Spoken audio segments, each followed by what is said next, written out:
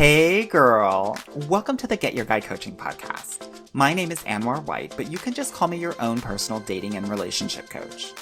Each week, you'll hear actionable advice, tips, and strategies that you can implement in your own love life. I'm talking about healing your heart, dating effectively, and understanding men so that you can, you guessed it, get your guy. Are you ready to level up your love life? All right, let's go. I never felt the way I do about anyone but you. Hello, my loves. Thank you so much for joining me. And girl, we have a good one today, girl. We got to talk about your boundaries or lack thereof.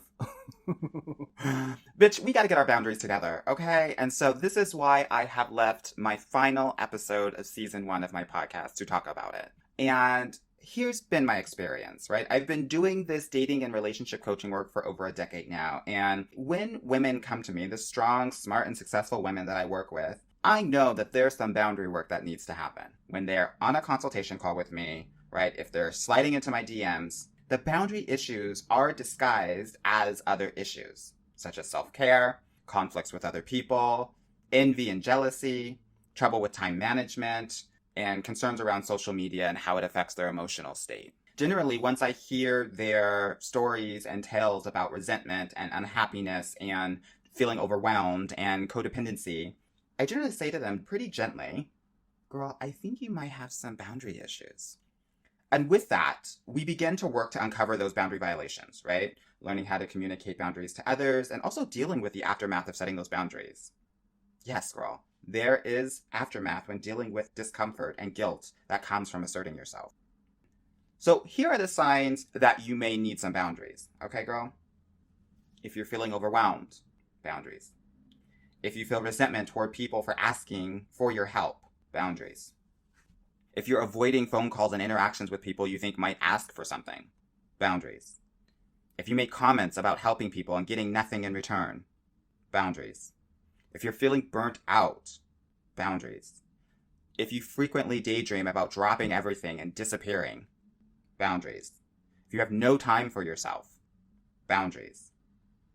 As you can tell, girl, boundaries are a big part of our life. And if we're not able to really manage them in a way that serves us, we're going to be hurting, and hurting pretty severely.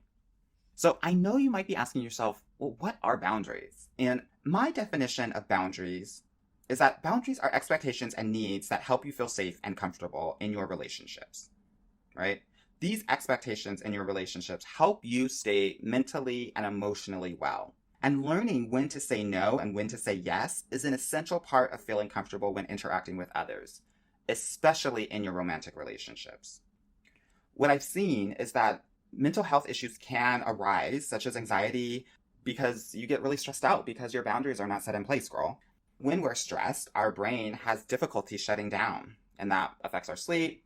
And when that happens, I see a ton of different things, especially with my clients, such as poor self-care, feelings of being overwhelmed, resentment, avoidance, and other mental health issues as a result of the lack of boundaries. So if any of these are hitting home for you, sit back, girl. We're going to talk a little bit about that. So first, let's talk about neglecting your self-care. I think we've all heard that analogy from the airplane safety language that you need to put on your mask first before helping others. And it sounds so simple, right? But it actually isn't. Neglecting self-care is the first thing to happen when we get caught up in our desire to help others. And I can't tell you how many people show up in my consultations complaining that they don't have time to do anything for themselves. That's why in my program, in the second module, we go through exactly how to make sure that self-care is a number one priority. And what I found is that it often seems like women have forgotten how to take care of themselves. And it's hard for them to carve out any sort of time to eat a healthy meal, find 5 minutes to meditate, read if they like that, have a nice bath, volunteer, whatever serves their highest purpose and their highest selves. This type of imbalance is an immediate sign of boundary issues. And here's the thing, girl. Self-care is more than just taking a spa day. And it isn't selfish. Saying no to helping is an act of self-care as well. I know some people might not be thinking about it that way, but it actually really is. Paying attention to your needs is self-care. And like putting on your own oxygen mask, you'll have more energy for others if you apply it to yourself first. If you think about it, the root of self-care is setting boundaries. It's saying no to something in order to say yes to your own emotional, physical, and mental well being. And this is so important in relationships because if you're not taking care of yourself, right, there's no way that you can take care of other people in your relationships when the time comes. And that's going to weaken the trust bonds that you have in that relationship. If you're not able to care for yourself truly, then you're not bringing 100% to that relationship. And it's often going to fizzle because of it. Now, another thing I'm seeing based on the stress of not having boundaries is this feeling of overwhelm, right? And this is one of the most common manifestations of boundary issues. What I know about overwhelmed people is that they're drowning in their thoughts about squeezing more into an already packed schedule. And this type of busyness, I think, is really endemic in our culture. Everyone is striving to do more and more, and oftentimes time just becomes an afterthought. But what happens is that our well-being takes a toll. Understanding boundaries is a proactive way to gauge what is truly manageable. It also allows you to give 100% to the task at hand without that nagging sense of feeling overwhelmed all the time. Another thing I see in people who perhaps are not really setting their boundaries is this resentment feeling. When I say resentment, some people might say, I don't resent anything. If you are using the words frustrated, irritated, annoyed, bitter, it's a result of resentment, girl. And we feel that way when we don't set limits. In relationships, being resentful impacts the way that we connect. It doesn't allow us to be our best selves, and it breeds conflict. It also makes us paranoid and gets us into potential mind spirals. It puts up a wall, and long-term resentment affects how we perceive the intention of others. I see this all the time with my clients. They're not able to trust their current man because they haven't been able to trust their past men. And it's so unfair to you and to the men that you're talking to. When we're resentful, we do things out of obligation to others instead of for the joy of just helping. Girl, we're grown as women here, and there's no way that we should be feeling like we have to do something for other people. So I implore you to explore why, perhaps if this is you, are perceiving this pressure and obligation to provide things for other people that can't be done with someone else or in another way. For example, if you want your mother to be taken care of, you don't have to be the only person to provide that care. You can implement boundaries through asking for support from other family members and delegating. And ultimately, that can help to alleviate any of the stress that you have. Another thing that I'm seeing, right, for people that are not getting their boundaries in order is this level of avoidance, right?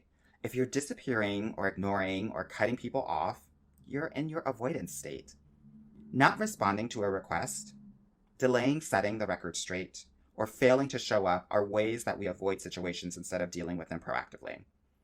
But what I know is that prolonging issues by avoiding them means that the same issues will just reappear over and over and over again. And what that means is that it's going to follow you through each and every relationship that you have. Here's the thing. Avoidance is a passive-aggressive way of expressing that you are tired of showing up. We think that if we do avoid, that the problem will just kind of go away, right? And that's kind of the safest option. But avoidance is a fear-based response. Avoiding a discussion of our expectations, it doesn't prevent conflict. It prolongs the inevitable task of setting boundaries. Now, girl, if you have fantasies of spending your days alone, ignoring calls, or hiding, it means that you're trying to be avoidant as the ultimate answer. But creating boundaries is the only real-life solution.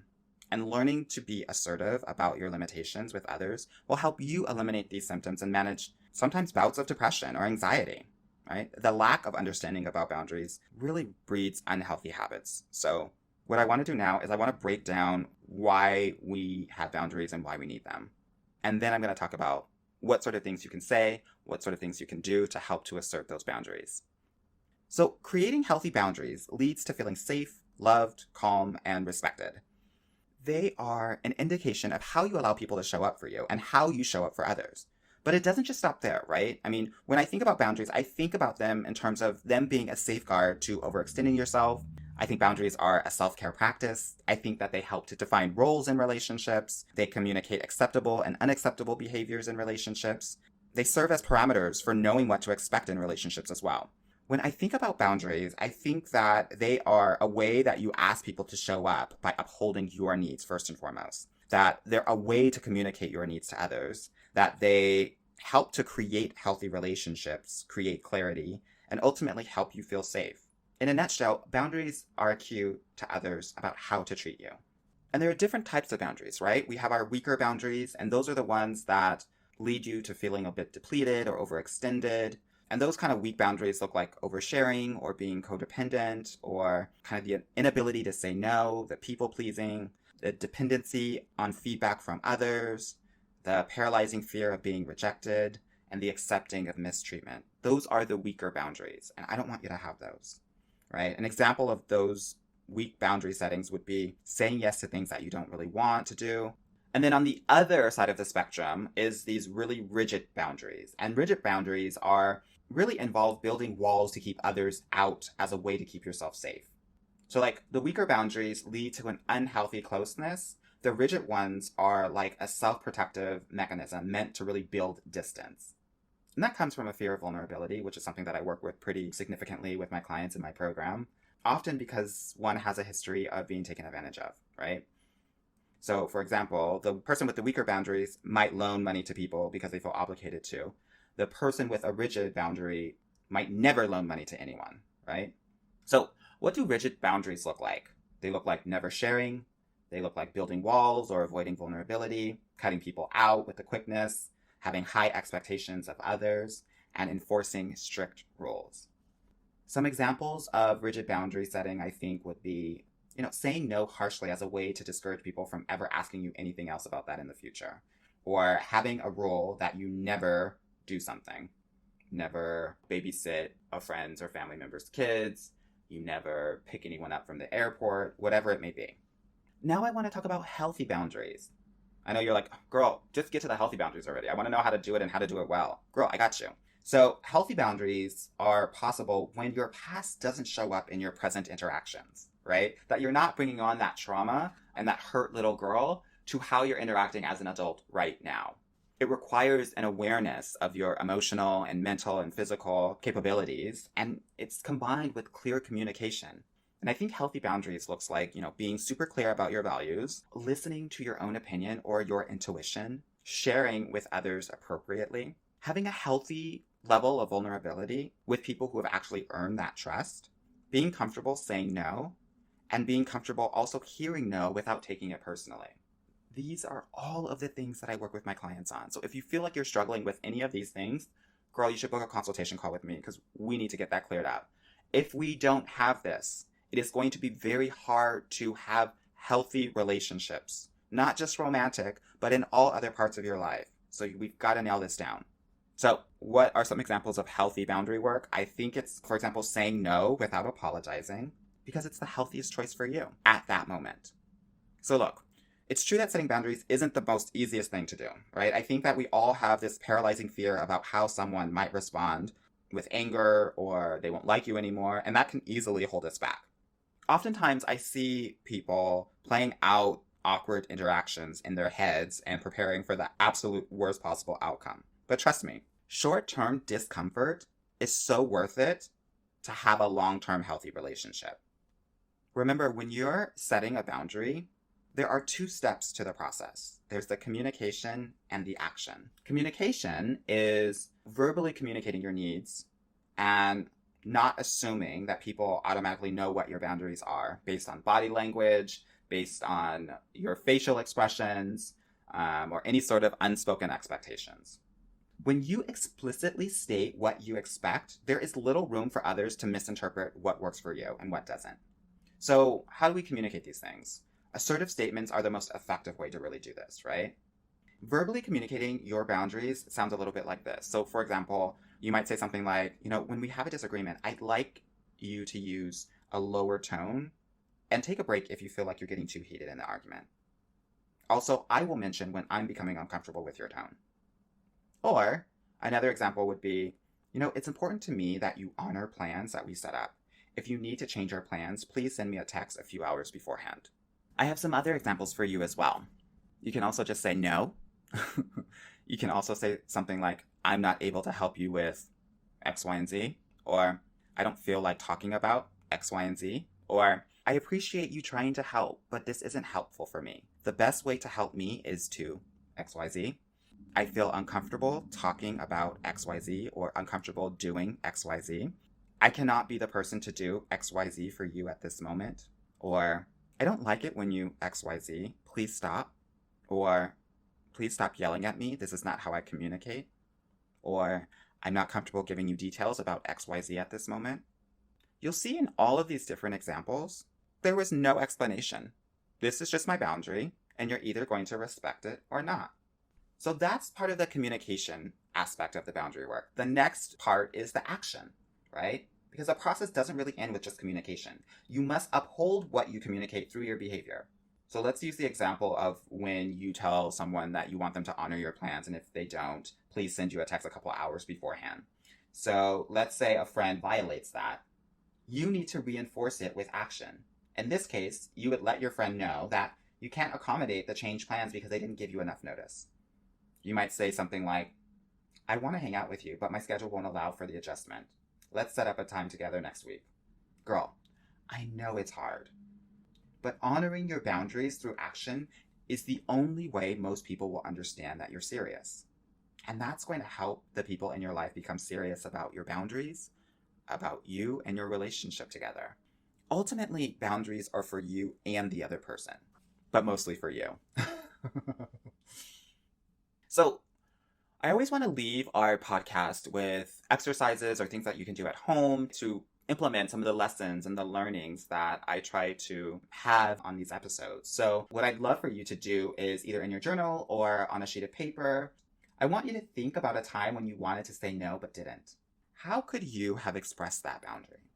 The second prompt that I want you to think about is, how do you think people are going to respond to your boundaries?